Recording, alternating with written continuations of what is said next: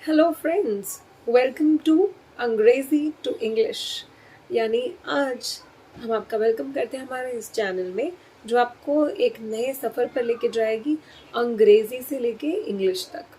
अगर आपको सीखनी है इंग्लिश, अगर आप चाहते हैं कि आप इंग्लिश फ्लुएंटली बोल सकें, तो आप बिल्कुल सही जगह पर हैं। जल्दी से हमारे इस चैनल को सब्सक्राइब कीजिए और वीडियो को डेफिनेटली अंत तक देखिएगा, तभी आपको समझ में आएंगी वो सारी ट्रिक्स जो मैं आपको समझाने की कोशिश कर रही हूँ।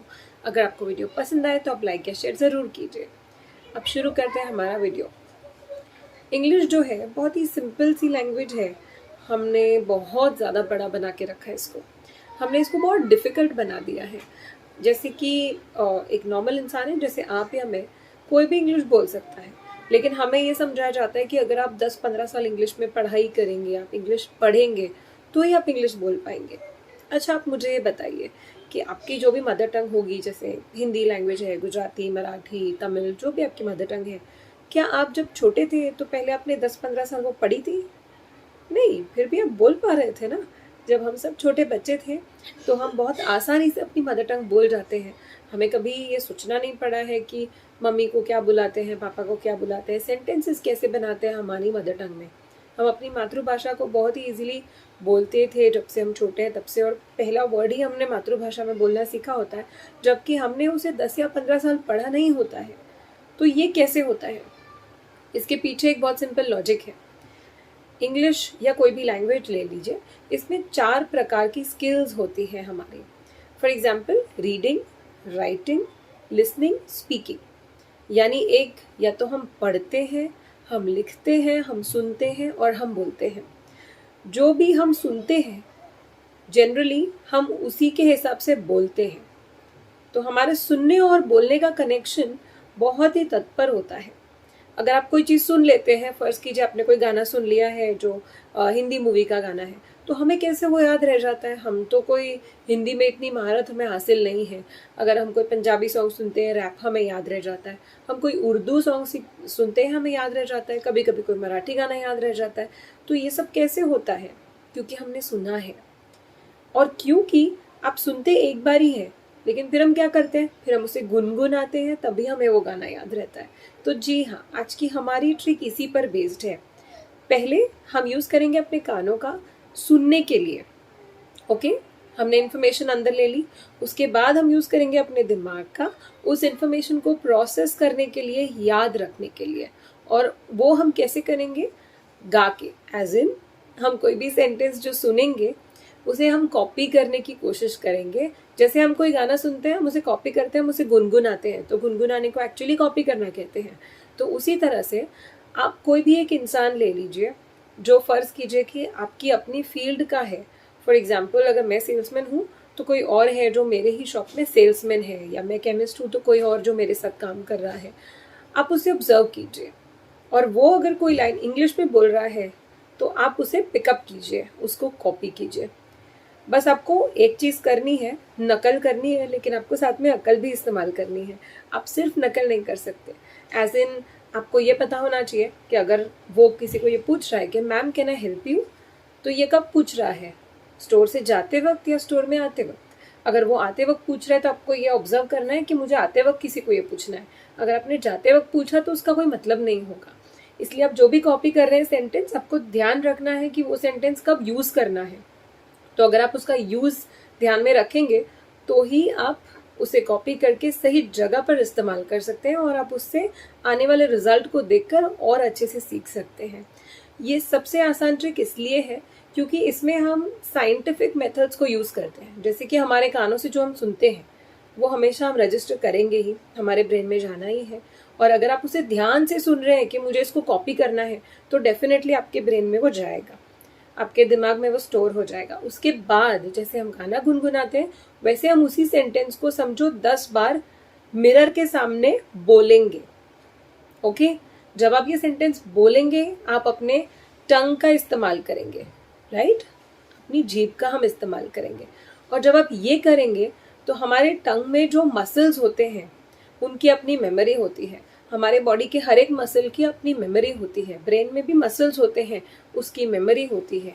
कानों की भी मेमोरी होती है क्योंकि कानों में भी मसल्स होते हैं। उसी तरह से हमारे टंग के भी मसल्स होते हैं।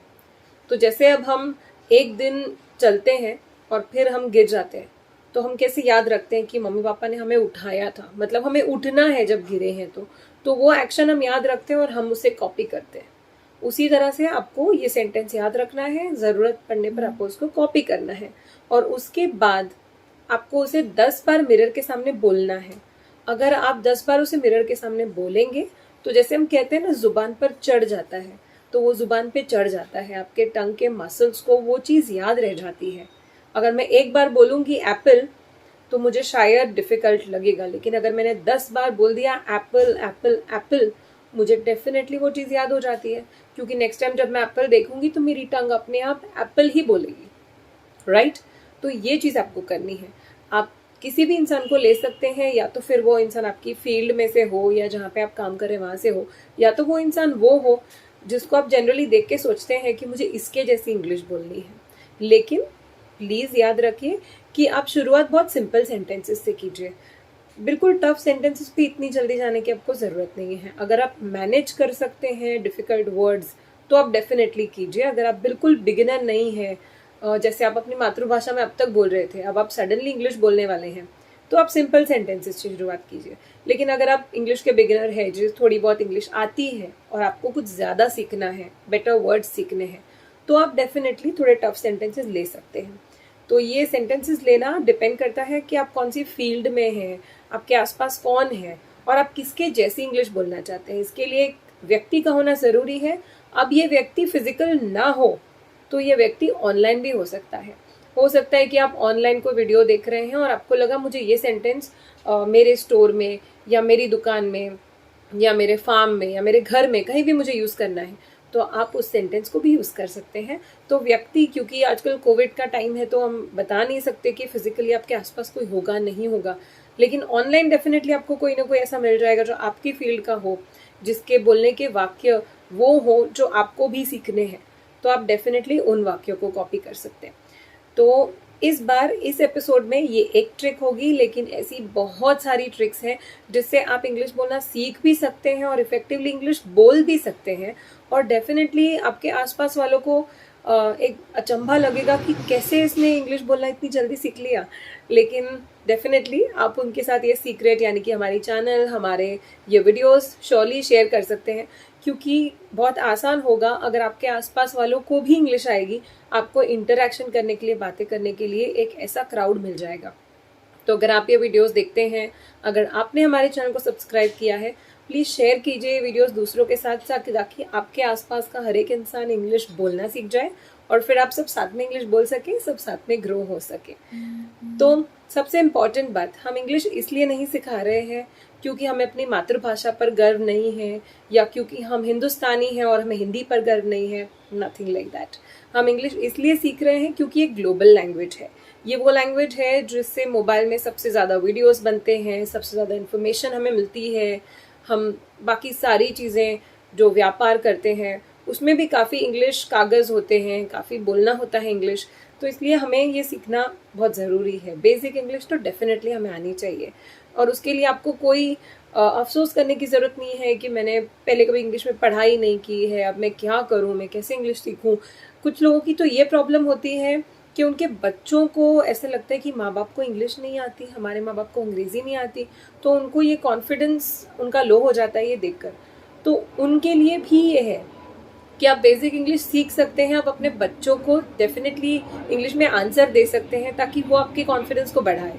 और इंग्लिश का इतना महत्व हमारे कॉन्फिडेंस के साथ में क्यों जुड़ता है, वो इसलिए है क्योंकि आजकल आप कहीं भी चले जाओ, अगर आप बेसिक इंग्लिश जानते हो तो लोग आपको नॉर्मल मानते हैं, एटिकेट वाला मानते हैं। अगर हम बिल्कुल मातृभाषा में बोलने जाते तो कुछ लोगों को वो समझ भी नहीं आता है और हम कन्वे नहीं कर पाते जो हम बोलना चाहते हैं। तो ये बहुत ज़रूरी है। इसके लिए हम बहुत बेसिक इंग्लिश से शुरुआत कर रहे हैं। आगे जाके हम आपको काफ़ी और ट्रिक्स सिखाएंगे जिससे हम हाई लेवल वर्ड सीखेंगे और हाई फाई इंग्लिश सीखने की भी पूरी कोशिश करेंगे। तो आज के लिए इतना ही। आप अपना होमवर्क ज़रूर याद रखिए और ये एक्टिविटी आप ज़रूर कीजिएगा।